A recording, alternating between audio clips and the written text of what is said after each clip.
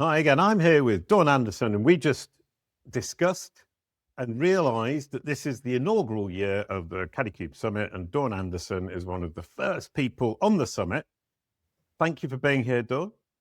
Thank you for the invitation, Jason. It's really nice to speak to you, and yeah, very excited to be on your inaugural Kalicube Summit.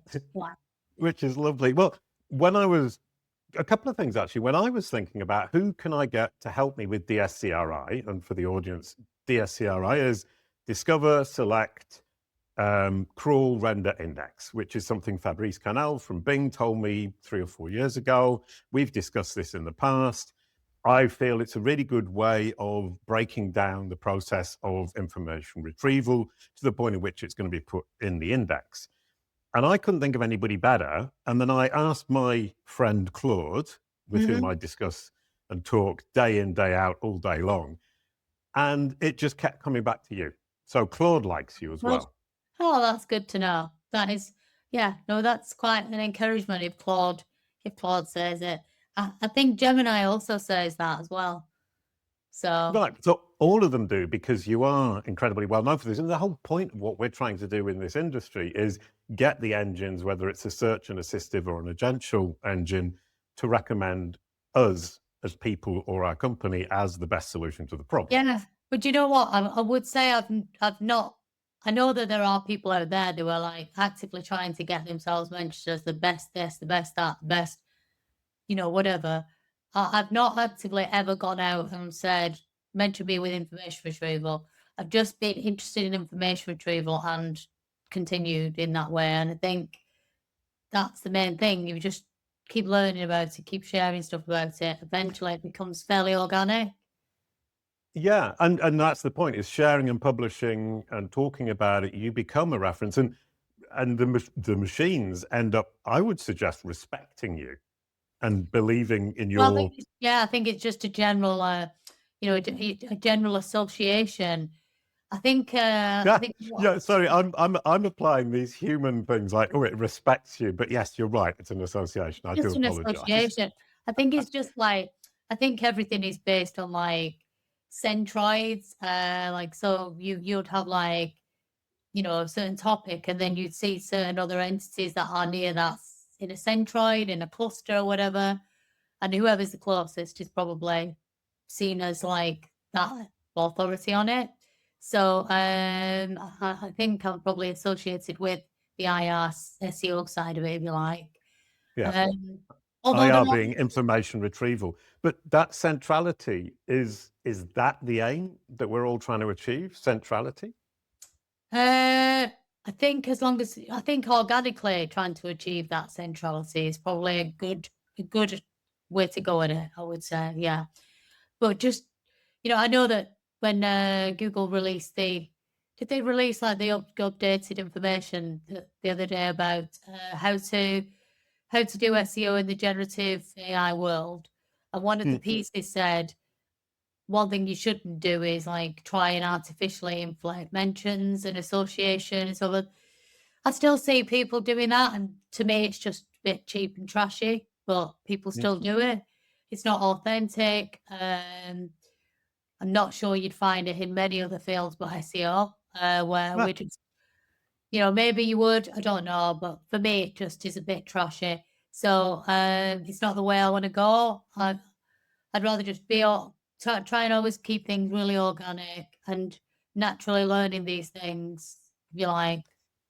yeah, no, 100%, and kind of that idea of brand mentions and trying to inflate the number of brand mentions is back to link building, and it's always this thing is give somebody an opportunity or give an opportunity to cheat or to manipulate. There is a tendency for people to do that, and as you say, in this industry, that's fairly unique. But this conversation here is, I believe, to be exactly what you're saying, is sharing. I want to learn more about DSCRI within the context of the Kalicube framework.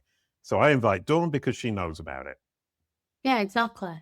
Exactly So that. can you tell me what has changed with basically crawling and indexing with the AI generative Well, era? I mean, as I say, these are just educated guesses based on what I read and so forth. What I would say is that given that given that now, this gap between if we look at search now as a hybrid environment, you know, you've got your classic search, you've got your agentic search coming through, and obviously you've got all your LLMs, etc., including Gemini in that, but obviously also including ChatGPT and so on and so on.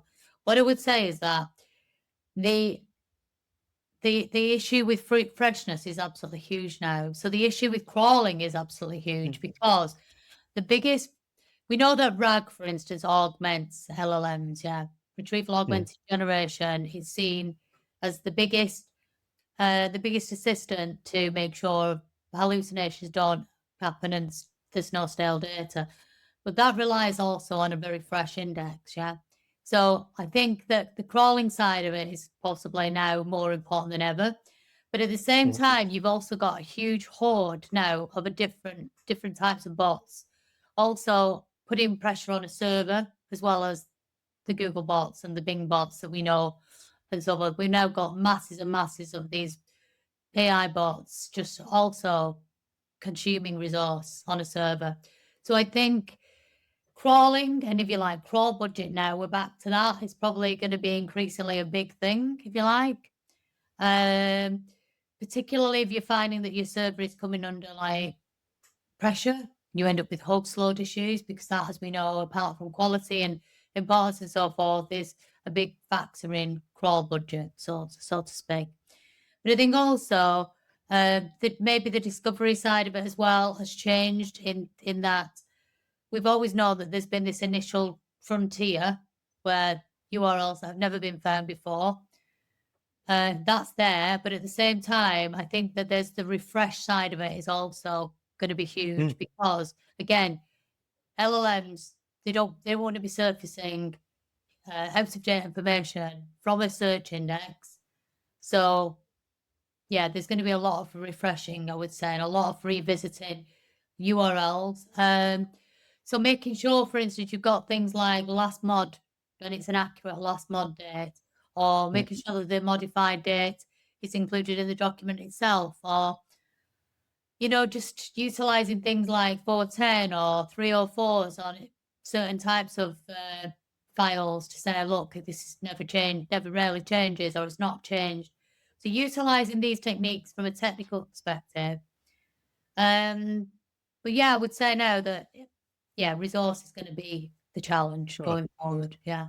So technically, SEO is reborn and off to the races again. I think it is. Yeah, I think it is. Yeah.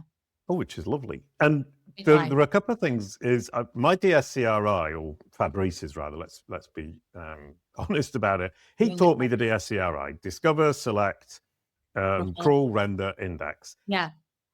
But what about the live visits that we're getting now of people using their AI or ChatGPT directly crawling a website at the time of rendering the result? Well, I mean, to me, most of that comes from RAG anyway.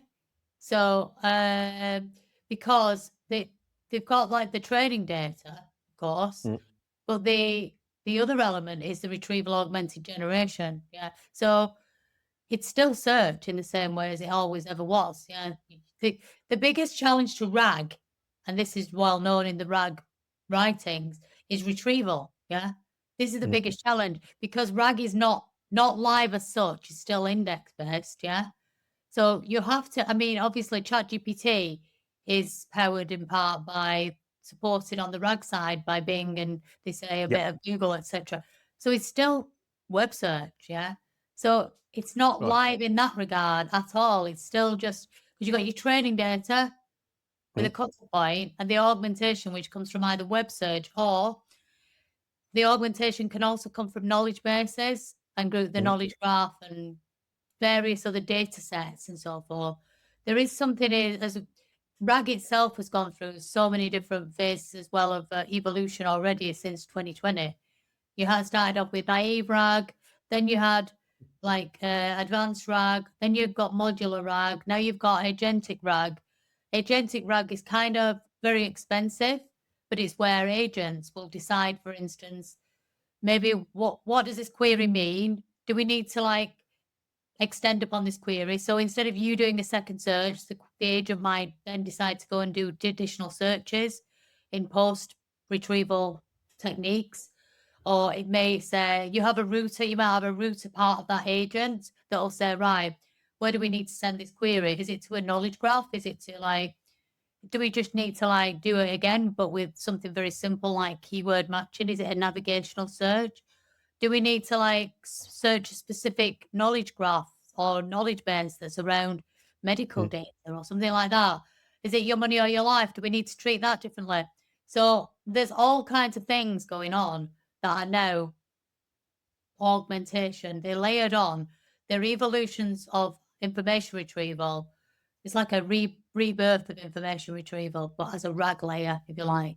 Yeah. Ooh, I like that. The rebirth of information retrieval and technical SEO. And so people worried about the real-time crawling, as in we sit here with our Claude or our ChatGPT and it's actually going to the website and getting the content. That's a very minor part of all this. We're still founded on DSCRI.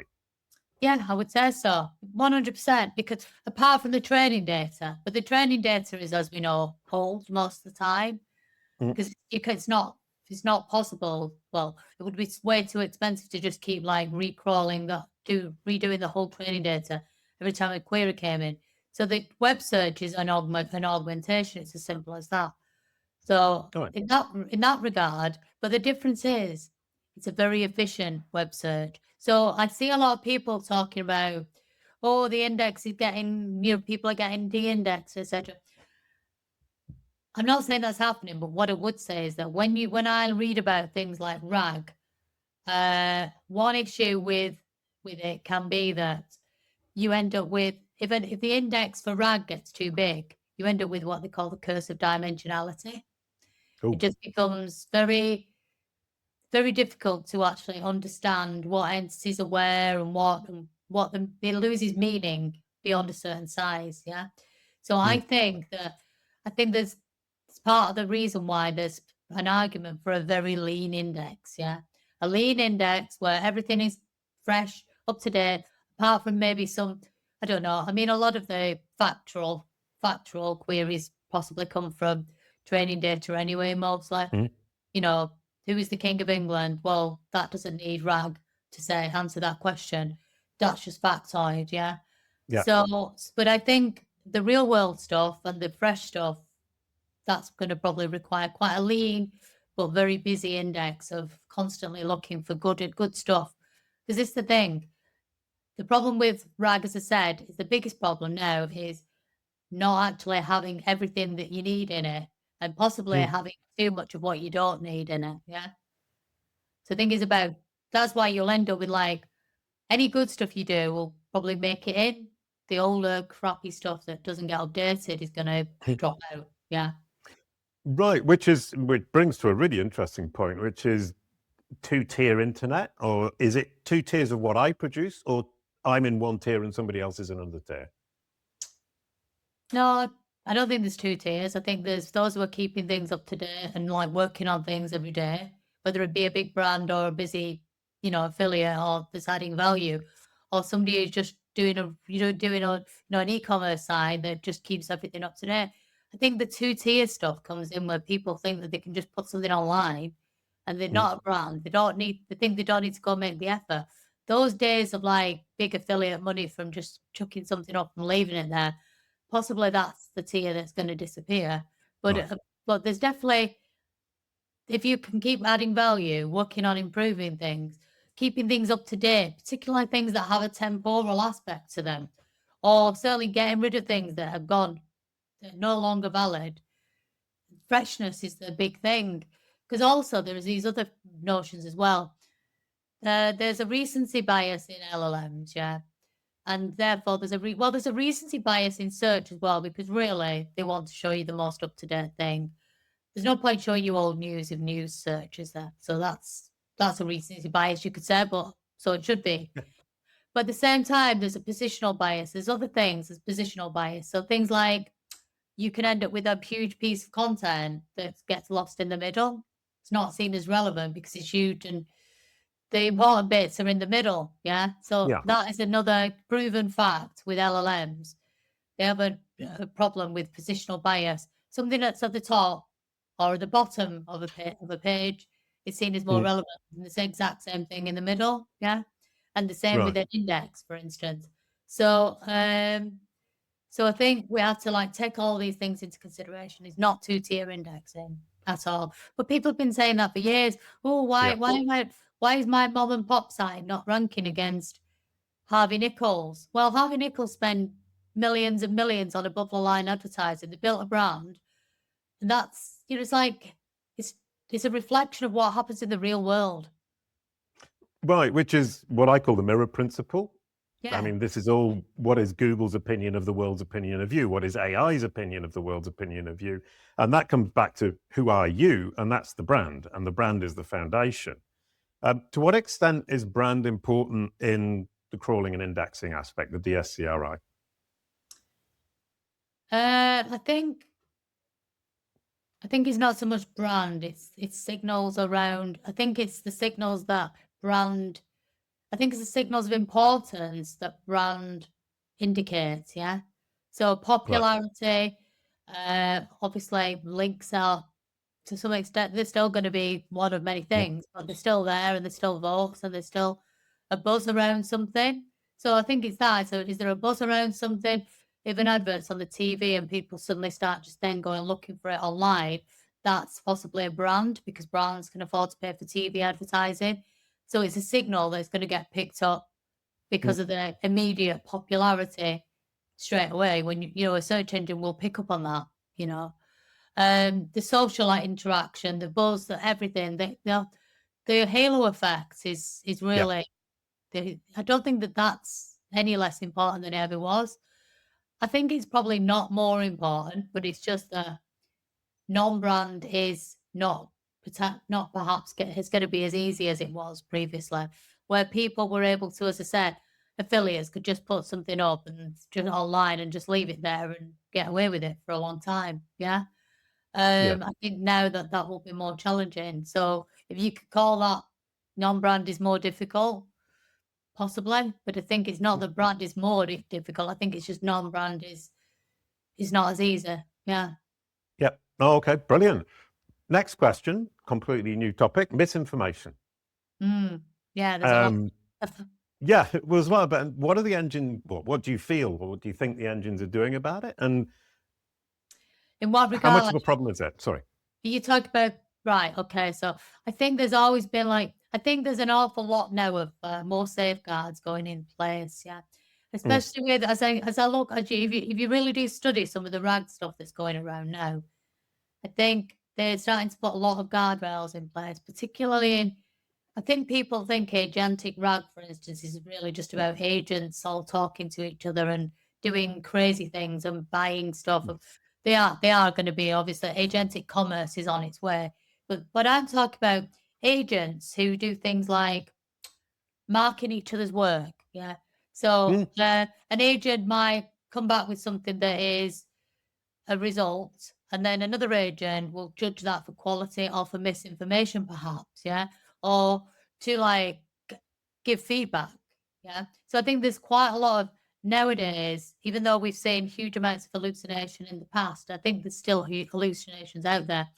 I think these methods of RAG that they're developing, where agents kind of either reflect on what they've done and self-correct individually or collaboratively with other agents marking, or acting as evaluators to feedback, then I think that there will be less and less misinformation. So there's an awful lot of work going into that. I think there's Mm. also a lot of work going into responsible AI generally, because they're aware that, in the wrong hands, AI has a lot of potential to be very bad.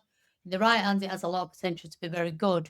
So I think that the guardrails are being built quicker than we think. I think we tend to, in the SEO world, I think, or in any world, we can be a little bit tunnel vision and we don't see everything that's going on in the research around, etc. Mm. Yeah.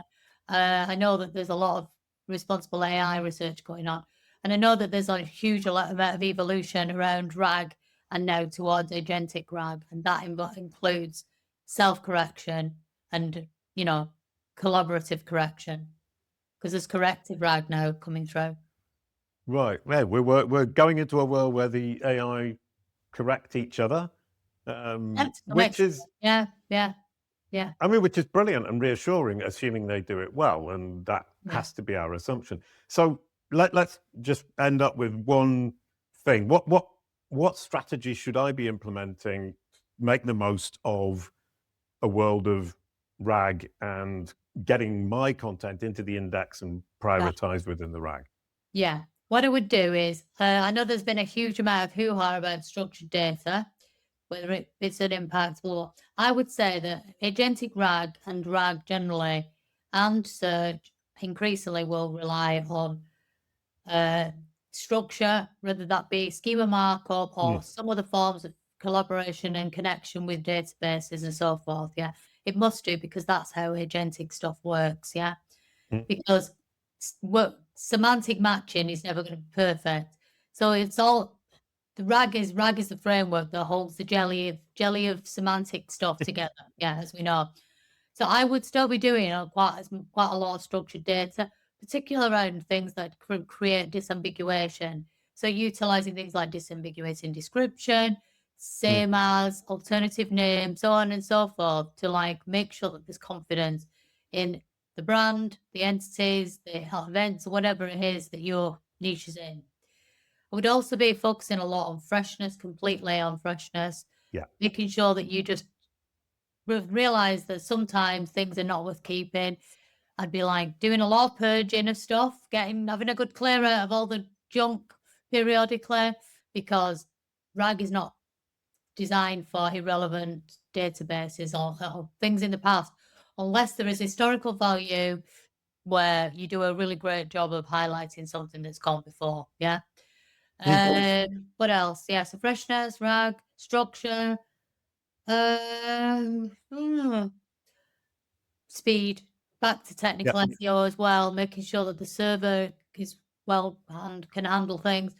Bot monitoring, back to that, seeing what bots you're monitoring, deciding whether you want to be in the training data or whether you can rely on just being in RAG. Yeah. Just really back to collaboratively using technical SEO, good SEO, and obviously integrating social brand building. So really just good SEO. Yeah. Well, I mean, one of the things I'm going to have Jarno van Driel, who's going to be talking about Yeah. structured data. Yeah. And contrary to what a lot of people think about Jarno, he's a big fan of schema markup, but he's also a big fan of HTML. And the other thing, because it fits together. Yeah. Yeah. And he's a huge advocate of structured data in all its forms. And I love that. And that's going to be a great conversation. Yeah, exactly. I mean, we've got so many other databases now. The problem is, I think a lot of the time we're only focused on search results. We don't think about all the things that are going on in the background that make up search, and that is lots of lookups of different databases and evaluations and so forth. All the evaluations are done offline, predominantly. Yeah. So also that means all the learning and all the human quality ratings and so much stuff is just engineers working on spreadsheets a lot of the time. You know what I mean? So yeah, it's an interesting time, but really the fundamentals will take us a long way.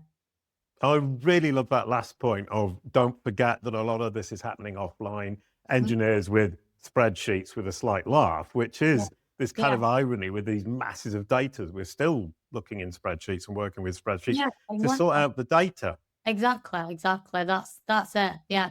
So let's not focus on some of the silly things that are just going around now in our industry, cyclical conversations that just hold us back for years, and instead that stuff will sort itself out. Just go and keep looking. I would say at all the bigger picture things, like what's going on in the IR world, what's going on in the ML world, bigger picture that's going to overflow into our world. Yeah. Right. Yeah, I'm just publishing an article today, in fact, on Search Engine Land. So this is recorded a few weeks before, about the move from micro to macro. My degree is in economics, and that whole thing about, are we measuring a corner shop, which is how I would consider SEO, or are we managing an economy, which is macroeconomics? Exactly. Macro, that's where we need to be. Yeah, exactly. It's like this whole row about llms.txt. I don't care. It's minute. It's a minute like cyclical conversation that's actually just quite irritating now. Don't care. You know, make sure that your site is easily crawled. Make sure that it's like blazing fast as within reason. I mean, don't try and go from 98 to 100 and spend 3 weeks on it. It's like, look at the big picture, but just don't look at these silly, like, tiny incremental gains that you have to do 100 of them to make any difference. You know what I mean? So that's my perspective anyway. Brilliant. That was super perfect. Thank you so much, Dawn. That was brilliant. And we're going to carry on with Kalicube Summit 2026. See you there. Brill. Thank you.